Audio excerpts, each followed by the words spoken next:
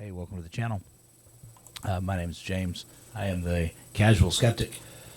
So I'm going to unbox this guitar. You see on the table behind me there, I've got this Fesley guitar, and this was a Temu find. It was it was 115 bucks, I think, and I think my total all in was like $126 with shipping. Got it in the other day, and but before I do that, we're gonna shift gears here for just a second, and I'm going to introduce you to my other Fesley guitar, because it's important to note that this was not a blind purchase. It's not something I just, oh wow, look, a guitar, I never heard of it. I actually own a Fesley guitar that I'm going to show you here in just a second. So this is a Fesley FSG350. The LP obviously stands for Les Paul. It's got the Les Paul style body. I'm not usually fond of the tobacco sunburst finish on a guitar, but this low gloss matte flat finish, I saw it and thought it really nice, so I decided to go ahead and pick it up. Now, this one I saw for the first time on Temu, and it was like 127 bucks.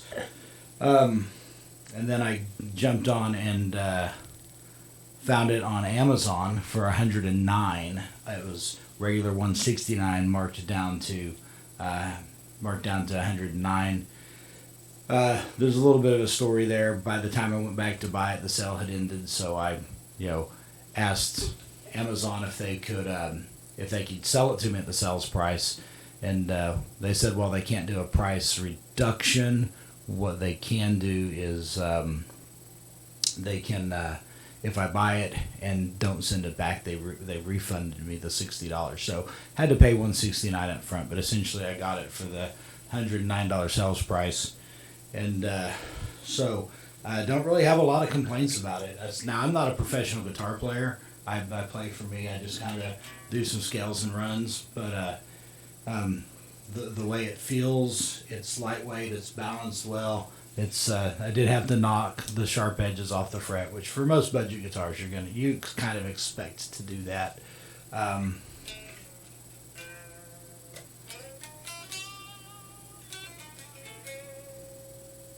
See if I got it.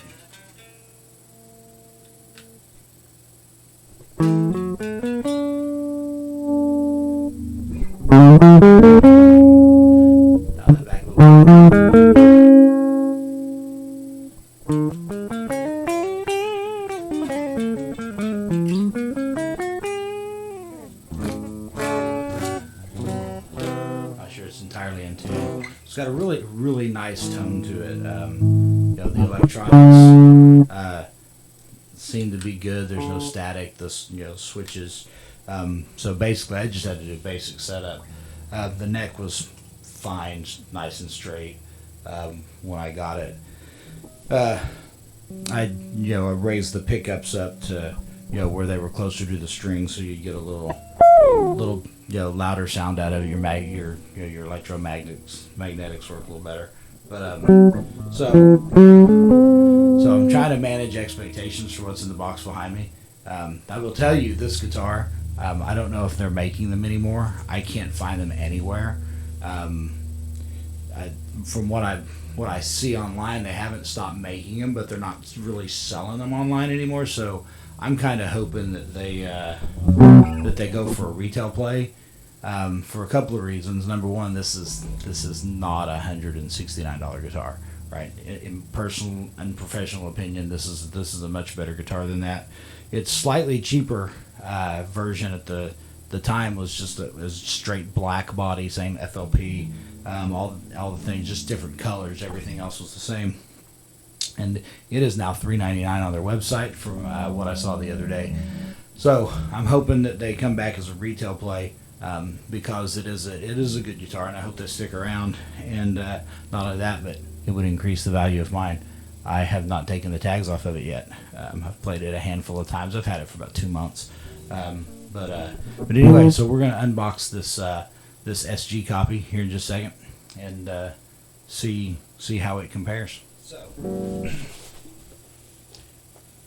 this is what it looks like when you open the box, right? Comes in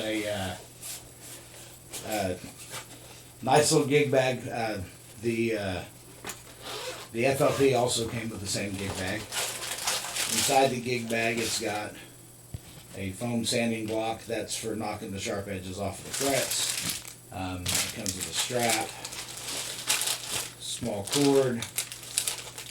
It comes with a Allen wrench to make neck adjustments. Comes with a packet of guitar picks. I'm going to toss that over there with my other packet of guitar picks. I generally use just the normal flat plastic picks. Those come with a guarantee card and then an instruction manual. So that's what's in the outer pocket here. I'll stuff all that back in because I'm not likely to need it right now.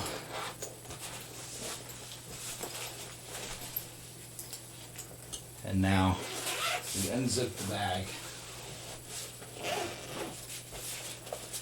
and see what's on the inside. Fall away. Plenty of plastic. Foam head. Here it is. Plastic.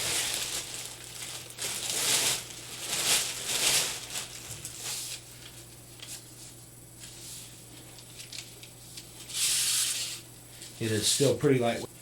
2 microphones going, so hopefully the audio on this will be okay. Let's just break out the tuner. Okay, so I'm going to say this here. There are not really any sharp edges right here. So this actually feels really, really good. I mean, it may need just a slight bit of work, but overall, for the most part, I don't know that I'm going to get that sanding block out. I don't think it's going to do me any good. So let's get this thing tuned. I don't know what kind of strings they put on it, but I left the original strings on the other one. They're not Ernie Ball hybrid slinkies like I'm used to. They're probably 10s, but they play fine. They feel good. They sound good.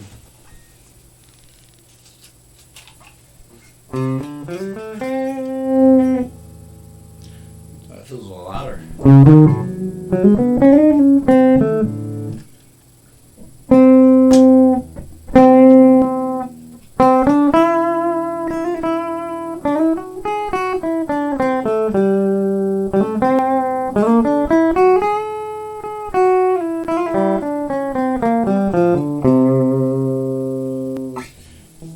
Again, Fesley.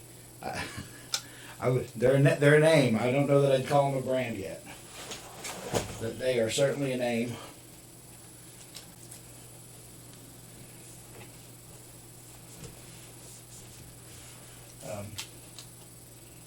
I think it's set well. It's set really well on the stand. So, very well pleased. Now, I don't know that I'll keep that one. The SG body is just not something I've ever really been a huge fan of. But I love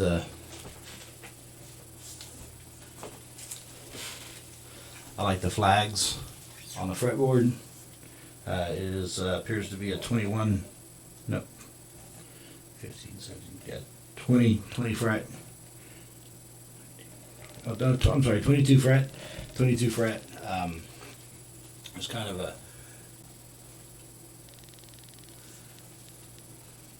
close-up of what it looks like. It's got the kind of beveled top edge there, so it's theoretically fairly comfortable to hold. It's beveled on the front as well, where the LP350 has kind of the sharp 90-degree edge.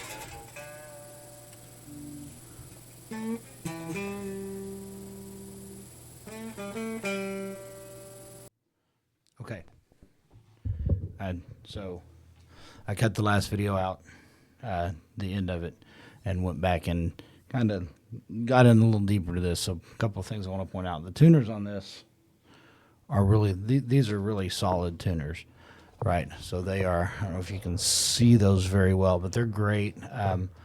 The ones on the FLP seem to hold the tune really, really well. They don't go out real quick. Looks like a plastic nut. Yeah, it looks really good. I took the back plate off. Ignore that. But like, looks decent where the neck mounts to the body. I really like the position of the strap button. I think they modeled the Gibson SG on that. It just and I know this comes to a finer point, so it's a little more difficult to put it there. But I've always liked to have that strap button closer to the closer to center rather than further out here where it is on a Strat. It just, for me, it's a little more comfortable the way the strap runs down the front of my torso. It's just a weird thing, I suppose. But so on this particular guitar, I'm gonna leave it in the middle so both pickups are active. So this knob, which I suspect I've lifted the pickups closer to the string, so it should get about as full a sound as you can out of it. But you get quite a bit of volume.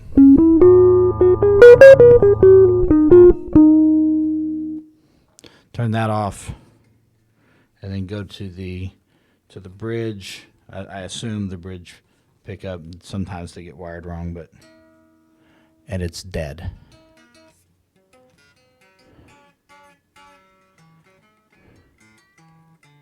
Now, I don't know a lot about how the electronics are supposed to be wired, but there are 3 leads coming off of the pots inside. The front pickup has several wires attached to it, while the back pickup only has one attached to the lead. It's got 2 soldered to the top of the pot. I don't have a camera that I can use to show you that, but there's just one red wire running to one of the leads. So I don't know. I don't know if that contributes or not. It's something I'm going to have to research. Maybe somebody out there that's got a little more detailed technical knowledge of this can help. I've got friends who are into the guitar repair game, so I'll get with them. Overall, if I can get that pot issue worked out, right, there's a good chance that I'll hold on to this, and who knows, maybe if the channel takes off once I hit a certain number of subscribers, maybe I'll give it away. I don't know. We'll figure something out on that end. But overall, the quality of build on the guitar, I think, is still good. If I can, like I said, if I can get that pot or pickup worked out, then I think, probably worth the money. But as I hold it now, it probably is about $126 guitar. But hopefully we can get that resolved, and I'll like it a little better. I love the tone on it. If Fesley sticks around, there's a good chance, unless they just go stupid on pricing, there's a good chance that I'm probably a customer for life. So anyway, let me know what you think. Comment, like, subscribe. I think I'm supposed to tell you that.